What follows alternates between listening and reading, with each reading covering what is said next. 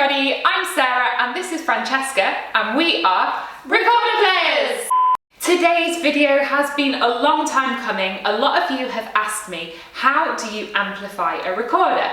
So I am here with my great colleague Francesca Clements and we're going to teach you. We are going to talk about how we mic up our recorders when we are performing. I have known Francesca for many years. We studied together in England and in Amsterdam. Francesca is also a professional recorder player and has a master's in live electronics. So there is literally no one more qualified to talk to me about this topic. Before we get into it, I want to say, microphones. There are as many different types of microphones as there are musical instruments. What we are going to tell you today is not the only way, it might not even be the best way, but it's the way that we have chosen through our years of experience performing with recorders and performing with microphones. So if you use a different way, that's great. Feel free to tell us about it in the comments. Why would you want to mic up a recorder? So if you're playing with other people and you need to be heard, or if you're playing with live electronics and you need to process your sound. Exactly. Yeah, because maybe you don't know this, but there are loads of pieces for the recorder that use live electronics, and that's something that's really cool. I'm aware that not everybody has a huge amount of money to spend on this, so we're going to give you options today that might not be the absolute top of the market, but they're more accessible for getting into them. Scenario one, you play in a band or a group with other people and you want to be heard. I play in a band called Jeffery and we have drums and bass and guitar and singers and we play in loud places. So I use a dynamic mic. Singing microphone. A singing microphone. The great thing about a dynamic mic is that they are robust, they are rugged, they can take a lot of sound going into them without feeding back, which is good when you're standing in front of a drum kit. And this is a really cruddy one that I found in a box at home, but when I'm performing I use an SM58 microphone, which is your standard dynamic mic. Scenario two is if you're looking for something a bit more sensitive. For example, if you're playing in a classical hall, more solo, or you're processing your sound. I really love my DPA microphone, which is this one. And this one is a headset microphone, so that means I can put it on my head. And therefore I'm hands-free, or I don't have to go towards a mic stand. I'm a little bit more free.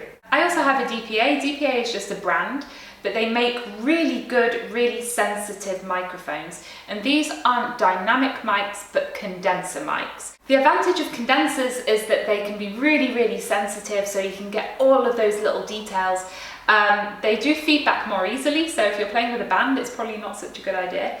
And they do need power, either with a battery or with phantom power, which is when power goes along the cable. So I have the 4061 or the 4061, and that's a low sensitive version. And you can also buy a more sensitive version.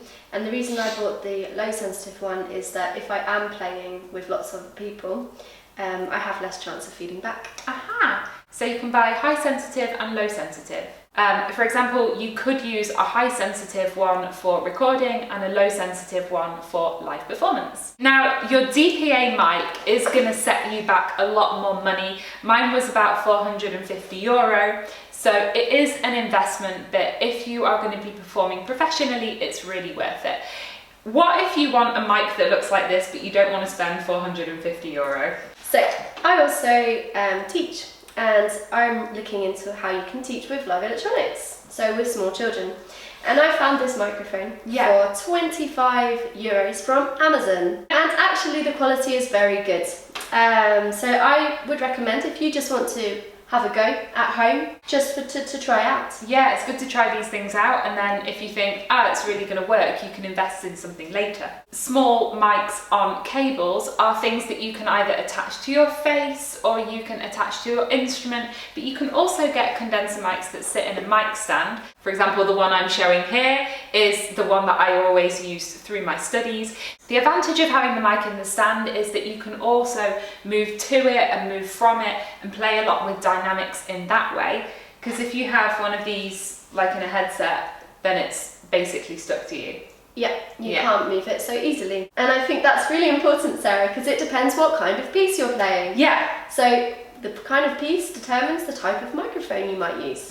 Yeah, you could have a completely different setup for every piece you're playing, which is wonderful and terrifying. I also have this one. This is my headset mic. It's by Sennheiser. If you've watched the videos from my Master End exam, you will have seen me jumping around with this on my face. The nice thing with a headset mic is you can also move it to and from while you're playing. How this microphone works is that it plugs into my sender, which I attach to myself, and then it transmits to the receiver, which plugs into my mixing board, and then I can play completely wirelessly. In summary, if you're playing with a band, get yourself a dynamic mic. If you're playing soft, detailed classical pieces, a condenser mic can be for you. And if you want it attached to yourself so you can walk around, we love a good DPA. We love the DPA. Links to all of the mics we talk about are going to be down in the description below, so you can go and check them out. Of course, every mic we mention has a million different alternatives with different brands and different price ranges, so don't be afraid to do a bit of research. This is something slightly terrifying. Yeah, so there is one other option in amplifying a recorder. You can drill a hole. Why would you want to have the microphone on the inside of the recorder? Therefore, you're getting the sounds directly from the space inside the recorder. Do you do this yourself, or does someone do it for you? I experimented with it. There is a recorder maker that does this for you, and that's Philip Bolton. Link in the description. He is also a great recorder maker. Yeah, and he also, when he drills the hole, he also gives you a bit to put back in again if you want to just play it acoustically. Please don't drill your recorders and then blame us if it goes horrifically wrong. Always use plastic. Francesca, I'm really excited about your Petzold setup. I know this isn't going to be something that all of you are dealing with, but it's just really interesting to see how you mic up your Petzold. Yeah, because this was actually quite a difficult challenge to find the right way to do it. And there are many ways. When I mic my Petzold, I just take my little DPA and put it here under the labium, but Francesca has a 4 mic setup. So you're putting the microphone inside the recorder? Yes, exactly. Now this is quite tricky because I still need to have the cable coming out. So you have to find the right spot, and maybe this will take 3 or 4 attempts. Okay. So this is Francesca's 4 mic Petzold setup. What is each microphone for? Yeah, so number 1, I have one at the top, and this is to amplify the sound that comes out of the labium. Number 2, I have one in the middle, and that's because if you amplify from here, you get very good the middle register, but not so good the low. So I have a microphone sitting just in here. Lastly, I have one here because there's also a hole at the bottom, and that picks up the really low frequencies. And I have one here, and the reason is because with the Petzold, you can make a lot of really cool, breathy air sounds. And there's a lot of pieces that use that, so I like to have ultimate amplification. Where you put it really depends, and you have to try it out. So you might have to move it this way. You can also move it higher. There's no right or wrong answer. And for every piece, you might put it in a very slightly different position. So yeah, say you've got your microphone, what then? What do you plug it into?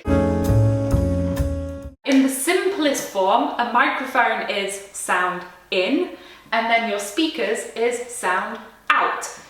It's not always a good idea to plug your microphone directly into the speakers because it could cause an explosion. Often in the middle we will put a mixing board. Your mic goes into the mixing board and goes out to the speakers, and the advantage is that you can control it in the middle. So in your simplest setup, you will have your microphone with a cable going into the mixing board, and then another cable going from the mixing board to your speakers. And that's it, it's pretty simple. Yeah. Obviously, if you just plug into the mixing board and straight out to the speakers, maybe it doesn't sound very nice. Yeah. So then we equalise the sound. Aha! The best way to demonstrate equalization is to listen to this.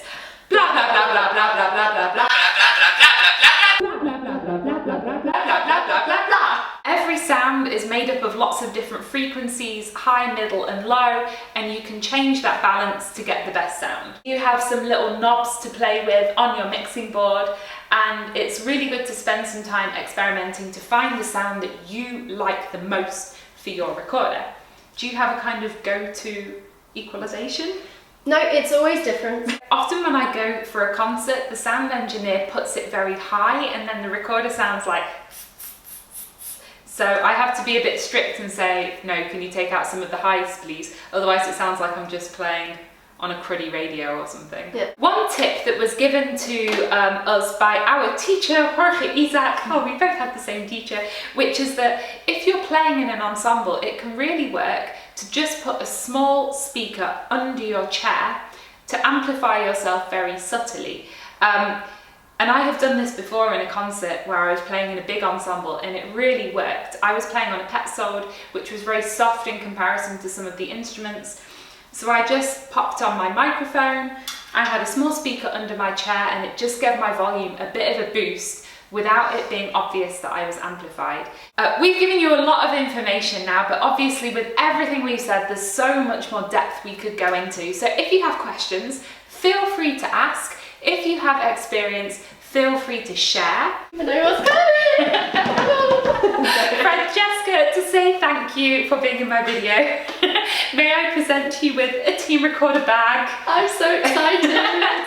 Everybody, you have to buy this bag, it's great! I'll leave a link to Francesca's website and all of her information so that you can check out her concerts in the future. Francesca is also currently developing a teaching method for teaching with live electronics and the recorder with small children, and it's gonna be really amazing. So I will keep you informed when that comes out for the general public.